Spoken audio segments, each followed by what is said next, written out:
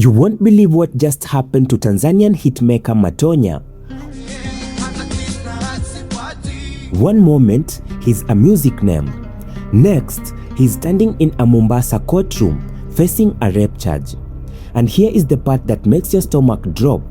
According to Kenya's ODPP, the allegation centers on one date, April 7th of 2026, and one location, an apartment in Nyali. But that is not all, because when Matonya, whose real name is Sefu Shabani Ramadhan, appeared before the Chief Magistrate Robinson Ondiek at Shanzu Law Court, he looked straight at the charge and denied it. Now wait, because prosecutors did not just bring the case, they pushed for strict bond terms, saying that he's a foreign national with no fixed residence in Kenya, and that single detail could change what happens next. So, what exactly is in the court record, and why is this case escalating so fast? Stay with me because this next update will shock everyone. Tanzanian musician Sefu Shabani Ramadhan, popularly known as Matonya, has been arrested and charged at a Mombasa court of allegation of sexual assault. The 43-year-old musician appeared at the Shanzu Law Court on Thursday, 9th April, and denied the allegations. The court granted the accused a bond of 500,000 Kenyan shillings and ordered him to deposit his Tanzanian passport. Now, on April 7th, 2026, something happened at an apartment in Nyali Sub-County, Mombasa. Something that will result in criminal charges that could destroy a career, a reputation, and potentially lead to decades behind bars. According to the Office of the Directorate of Public Prosecutions, Matonya allegedly committed rape against an adult woman. And let me be crystal clear about what this charge means.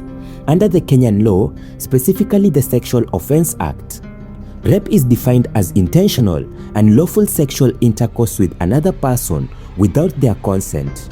This is one of the most serious criminal offenses on the books. The penalties upon conviction can include life imprisonment, and this is not a minor accusation. This is not something that gets resolved with an apology or financial compensation. This is a charge that carries the full weight of the criminal justice system. Now, the prosecution has stated that the incident occurred at an apartment in Nyali. It's exactly the kind of area where visiting celebrities might stay. The prosecution's case alleges that on that specific date, April 7th, 2026, the accused unlawfully engaged in sexual activity with an adult woman without her consent. The details beyond this basic allegation have not been made fully public, which is standard in cases involving sexual offenses to protect the identity and privacy of the alleged victim. But here is what makes this even more legally complex. Matonya is not a Kenyan citizen, he's a Tanzanian national, and this adds a layers of legal complexity involving international law, extradition consideration, and diplomatic relations between neighboring countries. The prosecution, led by Principal Counsel Keya Ombele, has made it clear that they are taking this case extremely serious, and what they argued in court about bail conditions. That is where this story takes another dramatic turn. But that is not all. Wait until you see what happened when Matonya actually appeared in court. The courtroom at Shanzu Law Court in Mombasa must have been electric with tension. Picture this: a celebrity defendant, a serious criminal charge, media attention, legal teams preparing for battle, Chief Magistrate Robinson Ondiek presiding over proceedings that will determine the immediate future of the accused. When Matonya appeared before the magistrate, all eyes were on him. How would he respond to the charge? Would he admit guilt? Would he attempt to explain?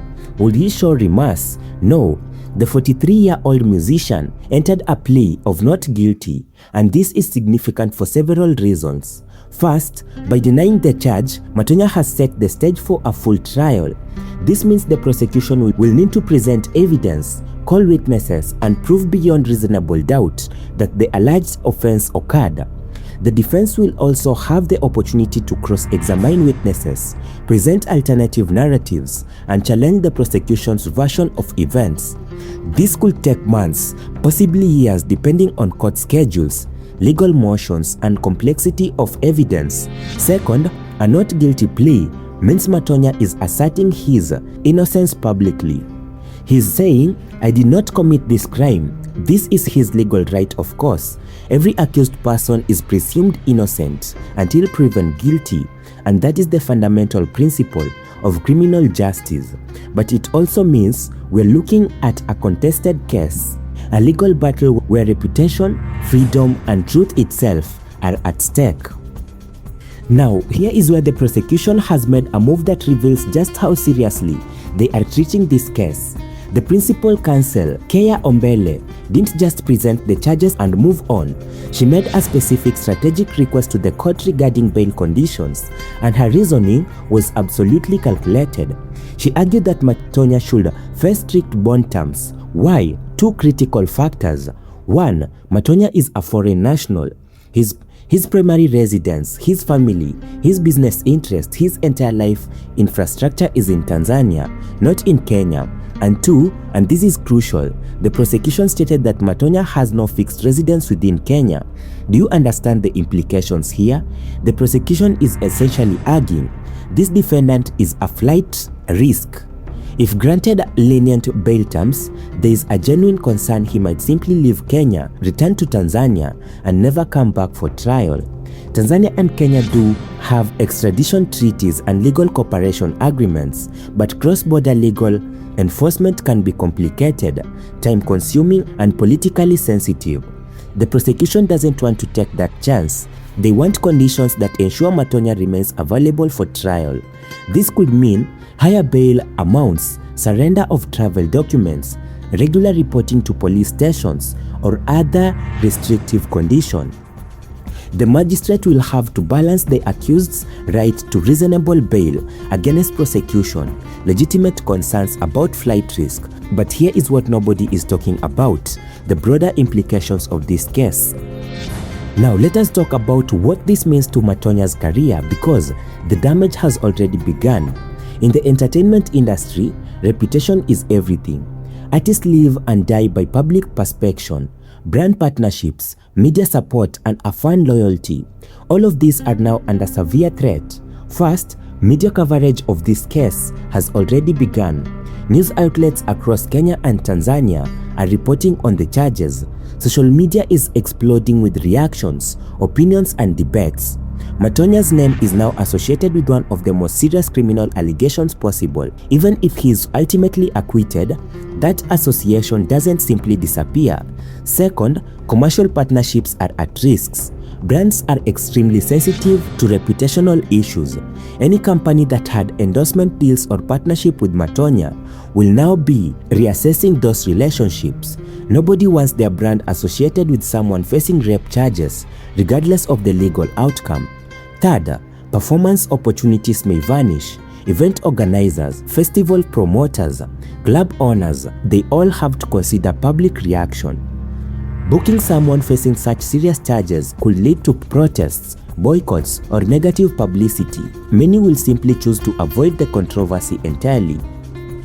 Fourth, streaming platforms and radio stations may reduce or eliminate airplay, and this is not official censorship, but rather a business decision based on public sentiment and advertiser concern. Fifth, and perhaps most importantly, fan loyalty will be tested. Some fans will stand by him, insisting on presumption of innocence. Others will feel betrayed, disgusted, or unwilling to continue supporting someone facing such allegation. Social media followings may decrease, streaming numbers may drop, concert ticket sales may plummet, and this is the brutal reality of celebrity in the age of social media accountability. But there is another dimension to this that is even more troubling: the message this case sends to victims of sexual violence, and why the outcome of this trial matters far beyond one man's career. So where does this case go from here? Several immediate developments are likely. First, the magistrate will rule on bail condition. This could happen in the next hearing or may require additional arguments from both sides. If strict conditions are imposed, Matonya may need to post substantial bail, surrender his passport, and report regularly to authorities. If bail is denied, Entirely, he'll remain in custody until trial. Second, the prosecution will prepare its case. This means gathering all evidence, interviewing witnesses, coordinating with investigators, and building the strongest possible legal argument. Third, the defense will conduct its own investigation. They look for inconsistencies, alternative explanations, and any evidence that supports Matonya's claim of innocence. Fourth, pre-trial motions and hearings will occur. This might involve dispute over evidence admissibility, witness lists, or procedural matters. Fifth, eventually, a trial date will be set. Given court backlogs and the complexity of such cases, this could be months or even years away. The trial itself could last days or weeks, depending on the number of witnesses and complexity of evidence. Throughout this process, media attention will continue. Public opinion will evolve based on new information.